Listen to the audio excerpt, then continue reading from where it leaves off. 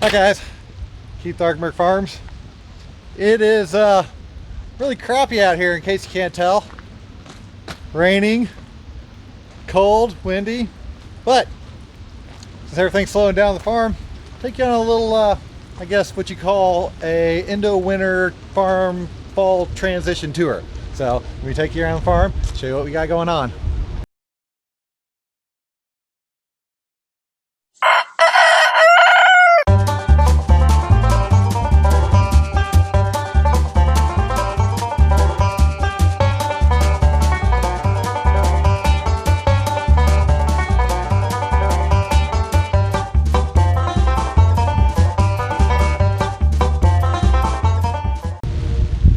So, like I said, it's the last week of October, and amazingly enough, we had not had a frost yet. We had a little one that kind of like got the tops of the vehicles a little bit, but nothing that actually came down. So, needs to say everything's doing really good out here still. Our little mini kale forest still doing great.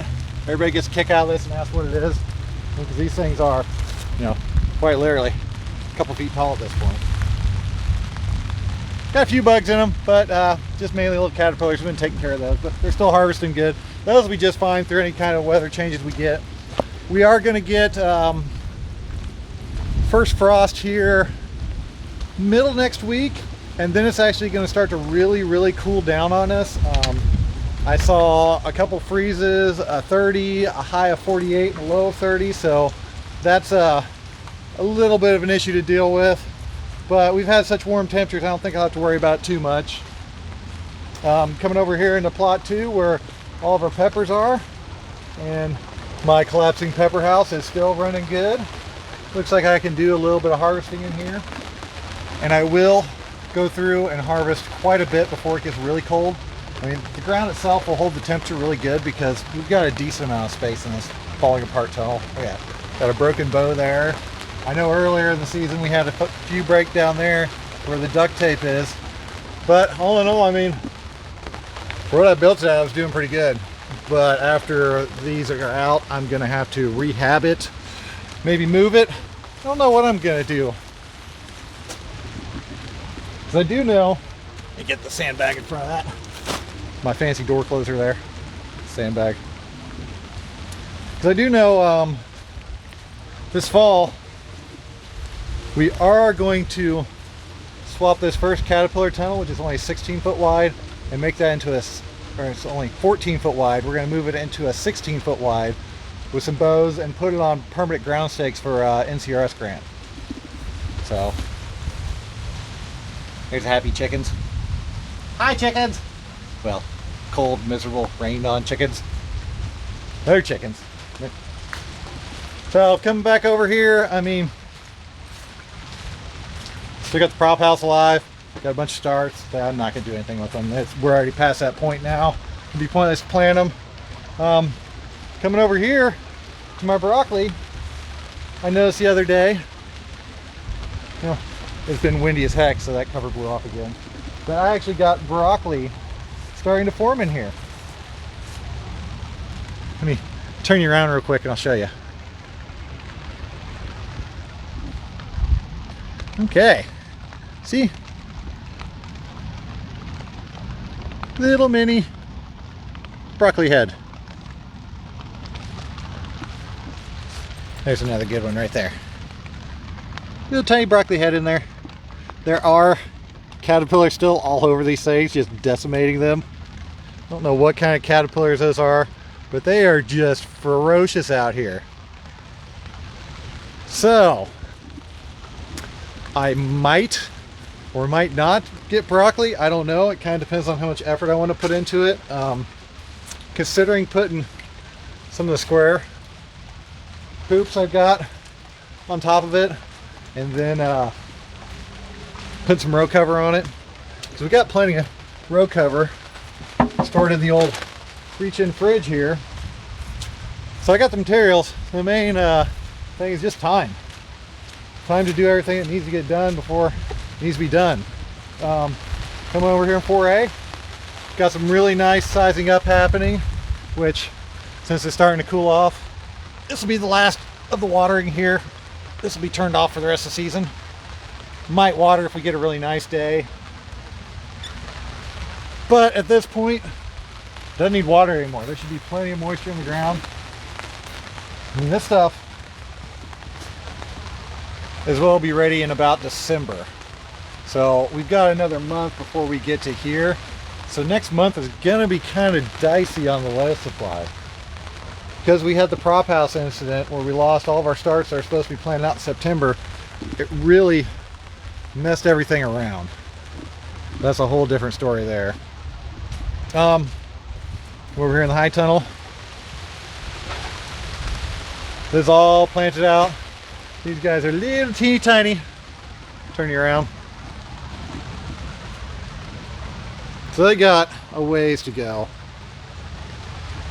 Same thing, hopefully they'll be ready mid-late December. Celery over here has been kicking here lately too. Finally. It's one of the slowest darn things to grow, but I finally have been starting to get some pulls off of it.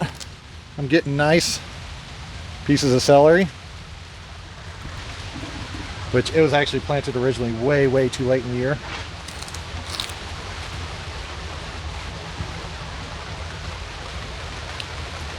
Bottom's usually stringy. After you get past that, it's pretty good. But no, it was planted way too late in the year.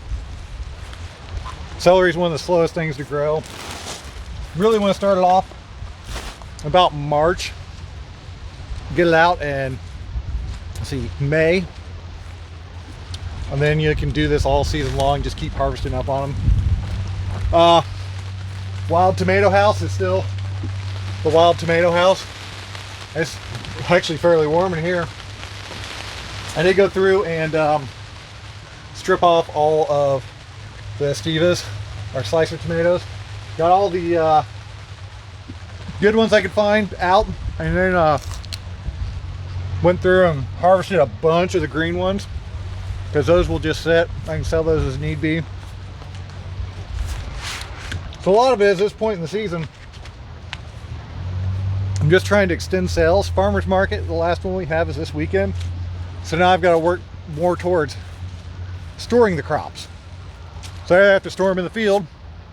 I go with this Brassica mix here. Got good hawker eyes in here. Those will store in the field just fine from what I understand. I haven't done it, but so we'll find out. Same thing with icicle radishes. I got daikons in here, and then I got the watermelon radishes next to them. The watermelons have not started sizing up. Let's see here. There's some of the daikons there. Those are nice. Those are like carrot size. I mean, look at that baby. But the watermelon radishes are just starting. So we're starting to get some roots on those. The hawker eyes are still going, but they've got a ways to go too. Other than that, I mean, wipe my lens off here. I had a good shank of lettuce here, which for some reason is all red. That's actually all-star mix. Then we got spinach. The spinach is so late going here that it's just now starting to size up.